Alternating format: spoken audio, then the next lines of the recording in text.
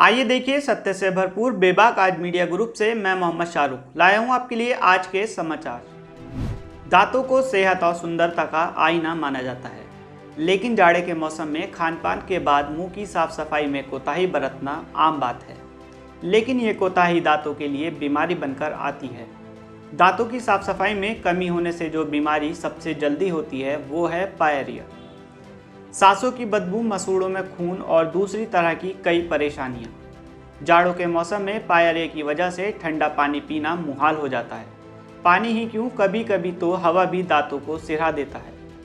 Pyorrhoea शरीर में calcium की कमी होने, मसूड़ों की खराबी और दांत मुंह की साफ सफाई में कमी रखने से होता है। इस रोग में मसूड़े पिलपिले और खराब हो जाते हैं और उनसे खून आता है।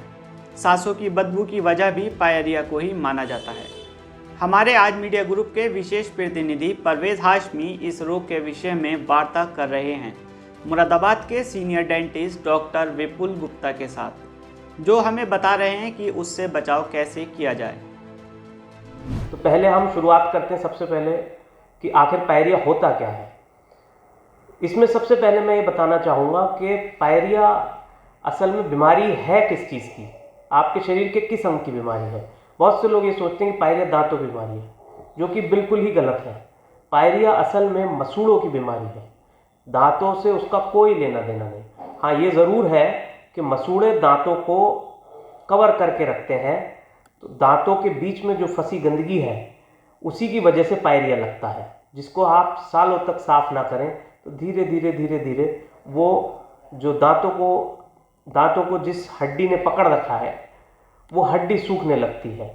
साथ ही साथ जब हड्डी सूखती है तो उसके साथ उसके ऊपर जो मसूड़ा होता है वो भी सूखने लगता है। जब ये बीमारी पुरानी हो जाती है, इसमें महीनों सालों तक, तब धीरे धीरे जब हड्डी सूखेगी तो आपका दांत हिलने लगता है, जो कि एक समय के बाद गिर जाता है। इसी को पायरिया कहते हैं। ये एक प्रोसीजर है जो 2-4 महीने में नहीं, कई साल लगते हैं इस प्रोसीजर को होने में। बहुत से लोग ये सोचते हैं, बहुत से लोगों को ये गलतफहमी रहती है कि पायरिया का इलाज किसी दवाई से या किसी कुल्ला करने की कोई घरेलू इलाज से हो जाता है, जो कि बिल्कुल गलत है।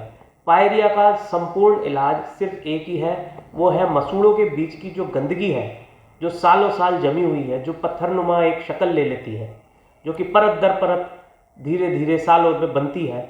जब तक हम उस पत्थरनुमा गंदगी को साफ नहीं करेंगे मशीन से, तब तक पायरिया का संपूर्ण इलाज असंभव है।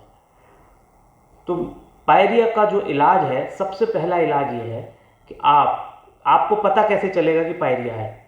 सबसे पहली चीज़ है कि आपके मुंह से बदबू आनी शुरू हो जाएगी। नंबर 2, जब भी आप ब्रश करेंगे मसूड़ों से खून आने लगेगा। नंबर 3, आपको ऐसा महसूस होगा कि हमारे दांतों के बीच में कुछ पत्थरनुमा चीज़ फंसी हुई है। नंबर 4, आपको कभी कभी एक लेटर स्टेजेस में कुछ समय बाद, जब ये पुरानी हो जाएगी बीमारी, तो ऐसा महसूस होगा कि हमारे दांत हिलने लग रहे हैं। खास तौर पे जो निचले जबड़े के जो सामने के दांत होते हैं, सबसे ज़्यादा पायरिया उधर लगता है, एवं ऊपर वाले जबड़े के पीछे वाली दाढ़ों में खास तौर पे ये सबसे ज़्यादा कॉमन जगह है जहाँ पर पायरिया लगता है। तो जब आप शीशे में अपना चेहरा देखते हैं तो सामने वाले दांतों पर जाती है, तो आप बहुत आसानी से ये पता लगा सकते हैं कि आपके दांतों में और आपके मसूड़ों में पायरिया लगा है या नहीं। जो कि आप जब भी अपना मुंह खोल के शीशे में देखेंगे तो आपको पत्थरनुमा गंदगी अपने दांतों के बीच में जमी नजर आएगी, जो कि कभी कभी पीले रंग की होती है, और जब बहुत ही ज़्यादा खराब हो जाती, पुरानी हो जाती है, तो वो काला रंग ले लेती है।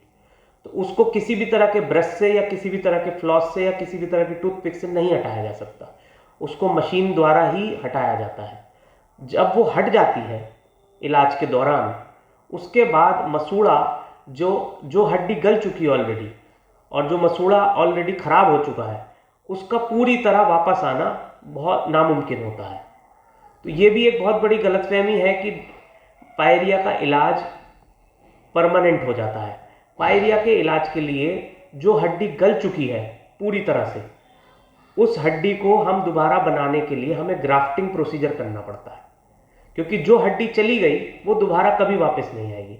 हाँ, ये ज़रूर है कि जब हम वो पत्थरनुमा गंदगी मसूड़ों से निकाल देते हैं तो वो बीमारी वहीं रुक जाती है, पायरिया आगे नहीं बढ़ता। लेकिन जो हड्डी ऑलरेडी ख़त्म हो चुकी है उसको दोबारा बनाने के लिए हमें पेरियोडोंटल सर्जरी या मसूड़ों का ऑपरेशन करना पड़ता है, जिसमें हम मसूड़ों की और दांतों की सारी गंदगी को पहले मशीन से साफ करते हैं और उसके बाद एक बोन ग्राफ्ट आता है जो एक आर्टिफिशियल हड्डी बनाने का काम करता है। उसे मसूड़ों के बीच में रख के ऊपर से हम मसूड़े को ऊपर टाँका लगा देते हैं और करीब महीना 1.5 महीने तक वो इलाज चलता है। ऑपरेशन के बाद उसमें मरीज़ को बहुत देखभाल रखनी पड़ती है, क्योंकि मुंह एक ऐसी चीज़ है जहां आप दिन भर कुछ ना कुछ खा रहे हैं, कुछ ना कुछ फंस रहा है, तो उसकी मेंटेनेंस बहुत इंपॉर्टेंट है सर्जरी के बाद भी। और अगर आप उसकी मेंटेनेंस अच्छे से करेंगे और सर्जरी आपकी सक्सेसफुल रहेगी तभी जाके आपकी वो आर्टिफिशियल बोन बनेगी और वो जो बोन आपने सालों साल जो खराब होकर निकल गई है वो बन पाएगी। ये इसका इलाज है। इसके अलावा जब आपका ऑपरेशन होता है तब आपको कुछ दवाइयाँ दी जाती हैं। वो दवाइयाँ जिनमें कुछ एंटीबायोटिक्स होती हैं जो कि ऑपरेशन के दौरान इन्फेक्शन को रोकती हैं। नंबर 2, दर्द की और सूजन से बचाने की दवाई दी जाती है। नंबर 3, इन दवाइयों में कई बार जो आपके मुंह के हेल्दी बैक्टीरिया होते हैं या वो कीटाणु जो कि मुंह के लिए ज़रूरी होते हैं, हमारे आंतों के लिए ज़रूरी होते हैं, हमारे पेट, कई बार ये एंटीबायोटिक उन्हें भी ख़त्म करती है। इसलिए उनको वापस जीवित करने के लिए कुछ मल्टीविटामिन दी जाती हैं। विटामिन बी कॉम्प्लेक्स के कैप्सूल दिए जाते हैं। इसके अलावा इन दवाइयों से कई बार पेट में एसिडिटी और गर्मी की शिकायत होती है, तो इसलिए हम एंटासिड दी जाती हैं इसके साथ, ताकि पेट में एसिडिटी कम हो, जो कि गैस को बनने से रोकती हैं। ये 4 बेसिक दवाइयाँ हैं जो पायरिया के इलाज के ऑपरेशन के दौरान दी जाती हैं। इसके अलावा कुल्ले की कुछ दवाइयाँ दी जाती हैं ताकि मुंह में गंदगी ना इकट्ठी हो, और अगर हो भी रही है तो उसको उस दवाई द्वारा सफाई क्लीन कर दिया जाए। इसके अलावा हर हफ्ते में आपको अपने डेंटिस्ट से या जिस डॉक्टर ने आपका ऑपरेशन किया है उनसे आपको रेगुलर क्लीनिंग और चेकअप के लिए जाना पड़ेगा। महीना 1.5 महीने बाद वो आपके एक्सरे लेंगे।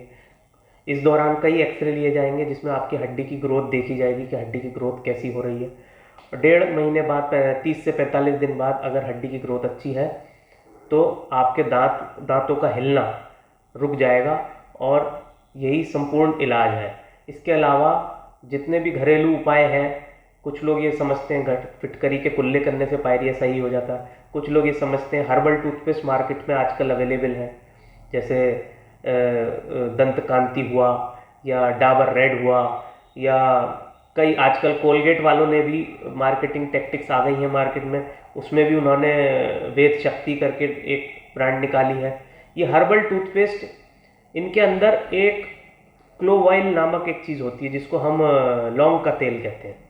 तो लौंग का तेल कुछ नहीं करता, जो आपके पायरिया की वजह से जो मसूड़ों में दर्द होता है उसको वो सुन्न कर देता है। तो सुन्न होने की वजह से जो आपके पायरिया की वजह से मसूड़ों में जो खून आना चाहिए या दर्द होना चाहिए वो बिल्कुल रुक जाता है। तो जिसकी वजह से आपको ये महसूस होता है कि इस पेस्ट ने बीमारी सही कर दी, जबकि बीमारी वहीं की वहीं होती है। वो सिर्फ बीमारी के जो साइंस होते हैं, जैसे पेन, ब्लीडिंग, खून का निकलना, मुंह से बदबू आना, उन सबको रोक देता है, लेकिन बीमारी को जड़ से नहीं ख़त्म करता। तो कभी भी मतलब एज ए स्पेशलिस्ट मैं हमेशा ये राय दूंगा अपने पेशेंट्स को कि अगर आप चाहते हैं कि पायरिया से बचे रहें तो नॉर्मल जो स्टैंडर्ड टूथपेस्ट आते हैं कोलगेट के वाइट या कोलगेट टोटल, बिल्कुल प्लेन टूथपेस्ट आप उनको इस्तेमाल करें, जिनका काम सिर्फ दांतों के ऊपर जो चिपकी हुई गंदगी होती है उसको झाग द्वारा, जो साबुन का काम होता है, उसको हटाना। इससे ज़्यादा इम्पॉर्टेंट चीज़ है ब्रश। हम ब्रश कौन सा इस्तेमाल करते हैं? ब्रश इस्तेमाल कौन सा करते हैं? हमें पायरिया से बचने के लिए हमेशा अल्ट्रा सॉफ्ट टूथब्रश इस्तेमाल करना चाहिए। सबसे मुलायम ब्रिसल्स वाला जो ब्रश होता है, जब भी आप मार्केट से ब्रश खरीदें आप उसके ऊपर देख लें, उसके ऊपर सॉफ्ट, मीडियम, हार्ड इस तरह लिखा रहता है। ऐसे ही एक अल्ट्रा सॉफ्ट ब्रशेज आते हैं, उनसे आप ब्रश करें।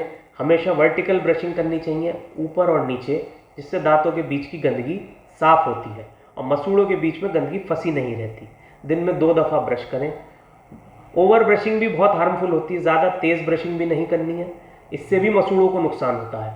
तो हमेशा ध्यान दें 1 से 2 मिनट ब्रशिंग करनी है बहुत हल्के हाथ से, और अपने ब्रश को 3 से 4 महीने में बदल लें, ये देखते हुए कि उसके ब्रश के हेड के अंदर कोई गंदगी तो नहीं इकट्ठी हो रही। अगर ब्रश के ब्रिसल्स आपके टेढ़े मेढ़े हो रहे हैं तो आप समझ जाइए आप बहुत एक्स्ट्रा प्रेशर लगा रहे हैं और वो आपके मसूड़ों और दांतों को नुकसान पहुंचाएगा। कभी भी ब्रश के ब्रिसल्स टेढ़े नहीं होने चाहिए, बहुत हल्के हाथों से दांतों को साफ करना है। बस यही मैं समझाना चाहूँगा। फिलहाल इस खबर में बस इतना ही। शहर और राज्य की हर छोटी और बड़ी खबर देखने के लिए जुड़े रहिए आज मीडिया ग्रुप के साथ। धन्यवाद।